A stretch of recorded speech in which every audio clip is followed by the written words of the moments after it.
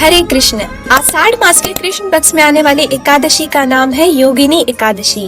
एकादशी यानी शरीर, मन और आत्मा के शुद्धिकरण का दिन, व्रत के माध्यम से भगवान श्री हरि के समीप वास करने का दिन। एकादशी के विषय में गर्ग संहिता में एक बहुत ही सुंदर संवाद का वर्णन आता है, जिसमें एक दिन वृंदावन में सभी गोपियां श्रीमती राधा रानी से पूछती हैं कि वृषभानुसुते देवे हे राधे कंजलोचने श्री कृष्णस्य प्रसादार्थ वद किंचित व्रतं शुभम् तव वस्यानंद सोनोर देवेरपि सुदुर्गमः त्वं जगन्मोहिनी राधे सर्वशास्त्रार्थ परागः। अर्थात हे दिव्य स्वरूपे कमल लोचने वृषभानु नंदिनी, हे श्री राधे जो देवताओं के लिए भी अत्यंत दुर्लभ है, वे श्री नंद नंदन तुम्हारे वश में रहते हैं। हे श्री राधिके, तुम विश्व मोहिनी और संपूर्ण शास्त्रों के अर्थ ज्ञान में पारंगत हो, इसलिए श्री कृष्ण की प्रसन्नता के लिए हमें कोई शुभ व्रत बताएं। इस पर श्रीमती राधा रानी गोपियों से कहती हैं, श्री कृष्णस्य प्रसादार्थ कुरुते एकादशी व्रतम तेन वासयो हरि साक्षात व्यश्यते न संशयः। इसका अर्थ है श्री कृष्ण की प्रसन्नता के लिए आप सभी एकादशी के व्रत का अनुष्ठान करें, इससे साक्षात श्री कृष्ण आपके वश में हो जाएंगे, इसमें कोई संशय नहीं। तो चलिए अब हम इस एकादशी की कथा और इसके पालन करने की विधि को जानेंगे। एक बार की बात है जब धर्मराज युधिष्ठिर कहने लगे कि हे भगवान, आषाढ़ कृष्ण पक्ष की एकादशी का क्या संबोधन है। इस पर भगवान श्री कृष्ण उनसे कहने लगे, हे राजन, आषाढ़ कृष्ण पक्ष की एकादशी का नाम योगिनी है। इस एकादशी के अनुपालन से व्यक्ति गंभीर पाप और भाव सागर से मुक्ति प्राप्त करता है। यह इस लोक में भोग और परलोक में मुक्ति देने वाली है और तीनों लोकों में प्रसिद्ध है। हे नृपश्रेष्ठ, अब मैं तुमसे एक सुंदर पौराणिक कथा कहने जा रहा हूँ, ध्यान पूर्वक सुनो। स्वर्ग के अलकापुरी नामक नगरी में कुबेर का राज्य था, जो देवताओं के कोषाध्यक्ष थे। वो शिव भक्त थे और प्रत्येक दिन उनकी पूजा अर्चना किया करते थे। हेन नाम का यक्ष उनका माली था, जो मान सरोवर से सुंदर पुष्प लाकर कुबेर को दिया करता था, जिससे वे भगवान शिव की पूजा अर्चना किया करते। और इसी हेन यक्ष की विशालाक्षी नामक एक सुंदर स्त्री थी तथा हेममाली अपने पत्नी के प्रति बहुत आसक्त था। हेममाली मान सरोवर से पुष्प तो ले आया, परंतु उसकी स्त्री से प्रेम होने के कारण वो अपनी पत्नी के साथ हास्य विनोद तथा रमण करने लगा।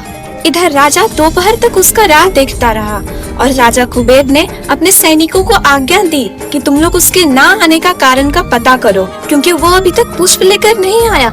सेवकों ने कहा, हे महाराज, वो पापी अति कामी है, अपनी स्त्री के साथ हास्य विनोद और रमण कर रहा होगा। इस पर राजा कुबेर क्रोधित होकर उसे बुलाए और हेममाली कांपते हुए राजा के डर से उसके पास पहुँचे। राजा कुबेर ने क्रोध में आकर कहा, अरे पापी, नीच, कामी, तुमने मेरे आराध्य श्री शिव जी का अनादर किया है, इसलिए मैं तुम्हें श्राप देता हूँ कि तू स्त्री का वियोग सहेगा और मृत्यु लोक में जाकर कोढ़ी होगा। कुबेर के श्राप से हेममाली का स्वर्ग से पतन हो गया और वह पृथ्वी पर गिर गया। भूतल पर आते ही उसके शरीर में श्वेत कोढ़ हो गया और उसी समय उसकी स्त्री का भी अंतर ध्यान हो गया। मृत्यु लोक पर आकर माली ने भयंकर दुख भोगे बिना अन्न के जंगल में भटकता रहा। उसको रात्रि को भी निद्रा नहीं आती, परंतु शिव जी की पूजा के कारण उसे अपने पूर्व जन्म की स्मृति थी। घूमते घूमते वह एक दिन मार्कंडेय ऋषि के आश्रम तक पहुंच गया, जिनकी आयु 7 कल्प है और जिनका आश्रम ब्रह्मा के सभा के समान दिखता था। उन्हें देखते ही हेम ने उन्हें दूर से ही कई बार साष्टांग प्रणाम किया। यह देखते ही दयावान और करुणावान मार्कंडेय ऋषि ने उससे कहा, तुमने ऐसा कौन सा पाप किया है जिसके कारण तुम्हारी ऐसी हालत हो गई है। हेममाली ने विस्तार पूर्वक सारा वृत्तांत ऋषि से कह सुनाया। यह सुनकर ऋषि बोले, निश्चित ही तुमने मेरे समक्ष सत्य वचन कहा है, इसलिए तेरे उद्धार के लिए मैं एक व्रत बताता हूँ। यदि तू आषाढ़ मास के कृष्ण पक्ष की योगिनी एकादशी का विधि पूर्वक व्रत करेगा तो इससे तेरे सारे पाप नष्ट हो जाएंगे। यह सुनकर माली अत्यंत प्रसन्न होकर मुनि को साष्टांग प्रणाम किया और मुनि ने स्नेह के साथ उसे उठाया।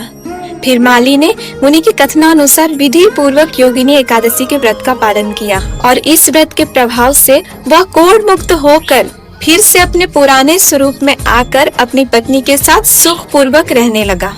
भगवान श्री कृष्ण ने कहा, हे राजन, यह योगिनी एकादशी का व्रत 88,000 ब्राह्मणों को भोजन देने के जैसा फल देने वाला है। जो व्यक्ति इस एकादशी के व्रत का पालन करता है वह संपूर्ण पापों से मुक्त हो जाता है और जीवन के अंत में आध्यात्मिक लोक में प्रवेश करता है। तो यह थी योगिनी एकादशी की महिमा का वर्णन करते हुए कथा। संसार के सभी पाप एकादशी के दिन भगवान श्री नारायण की आज्ञा से अन्न में वास करते हैं, तो इस दिन किसी भी प्रकार का अन्न नहीं लेना चाहिए। अगर आवश्यकता लगे तो दूध, फलाहार या एकादशी प्रसाद ले सकते हैं। भोजन के साथ साथ एकादशी के दिन अपनी चेतना पर भी ध्यान देनी चाहिए। इस दिन अधिक से अधिक समय हमें हरे कृष्ण महामंत्र का जप करते हुए व्यतीत करना चाहिए। कम से कम 16 या 25 माला का जप अवश्य करना चाहिए। जितना हो सके उतना श्रीमद् भगवत गीता या श्रीमद् भागवतम जैसे दिव्य ग्रंथों का पाठ करें और श्रील प्रभुपाद जी के प्रवचन सुने। किसी की निंदा और झूठ बोलने से बचें।